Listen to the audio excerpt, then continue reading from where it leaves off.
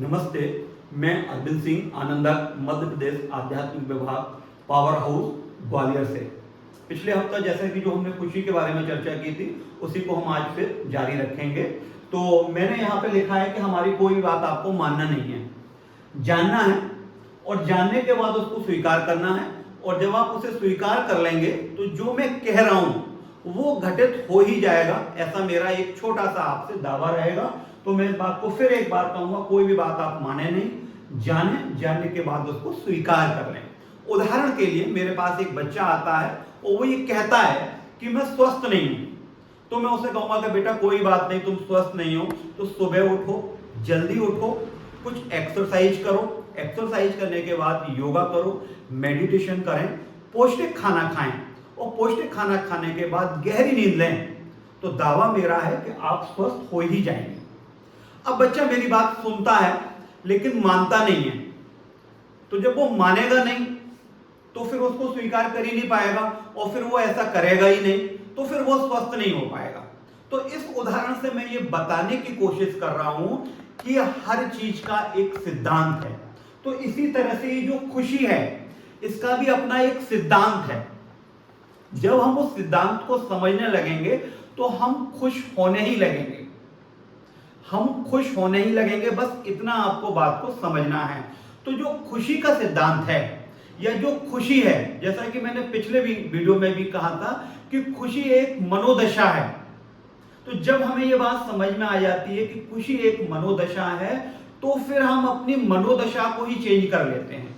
तो इस मनोदशा को समझने के लिए या खुशी को समझने के लिए हम थोड़ा सा डीप में जाएंगे, जन्म और मृत्यु के बारे में थोड़ा सा चिंतन मनन करेंगे। जैसे मैं हूं, जो मैं ये कहूं कि जो मेरा जन्म हुआ, तो इस जन्म में मैंने चुना क्या, मैं किस शहर में पैदा होऊंगा, मैं कैसे माँ बाप के बीच में पैदा होऊंगा, क्या मैं चुन पाया? जैसा कि आप सभी जानते हैं और मैं भी जानता हूं कि मैं इसमें से कोई भी चीज नहीं चुन पाया। अब जो शाश्वत बात है कि एक दिन मेरी मौत होगी, तो उस दिन क्या चुनूंगा मैं किस जगह मरूंगा, किन लोगों के बीच में मरूंगा, किस तारीख को मरूंगा, क्या मैं चुन पाऊंगा? जैसा कि हम सभी जानते हैं कि इसमें से मैं कोई भी चीज नहीं चुन पाऊंगा। तो जब मैं कोई भी चीज नहीं चुन पाऊंगा, तो जो एक बात निकल के आ रही है वो ये निकल के आ रही है कि जो मेरा जन्म हुआ और मृत्यु के बीच में हमने कुछ चुना ही नहीं। सारी की सारी चीजें हमारे साथ स्वचलित और स्वघटित हो गई। तो फिर ये जो बीच का पीरियड है, इस बीच के पीरियड में हम चीजों को कैसे चुन पाएंगे? यदि मैं इसी तरह से बात को आगे बढ़ाऊं तो फिर सवाल ये खड़ा होगा कि जब हम चुन नहीं पाएंगे तो जैसे हम वैसे ही बने रहें? नहीं, हम जैसे हैं वैसे नहीं बने रहेंगे। एक्चुअल में हमें करना क्या होगा कि हमें कुछ सिद्धांतों को समझना होगा। जैसा कि मैंने पहले कहा था कि स्वास्थ्य का एक सिद्धांत है, उसी तरह से खुशी का भी एक सिद्धांत है।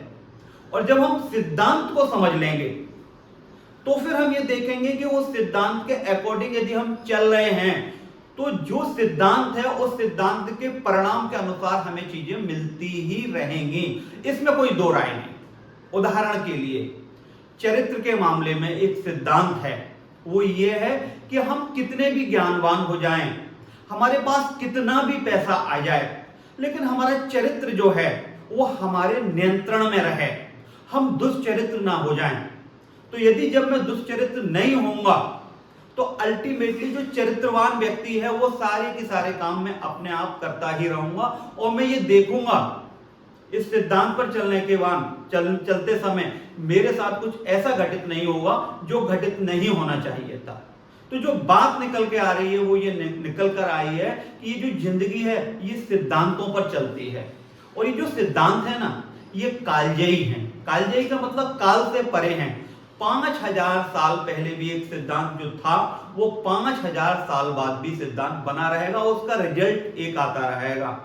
पंतजलि के योग सूत्र में कहा गया है कि जब हम किसी काम को, यदि कोई काम है, यदि हम उसको बहुत शिद्दत से करते हैं तो उसके वो ही रिजल्ट आते हैं जैसे हम चाहते हैं।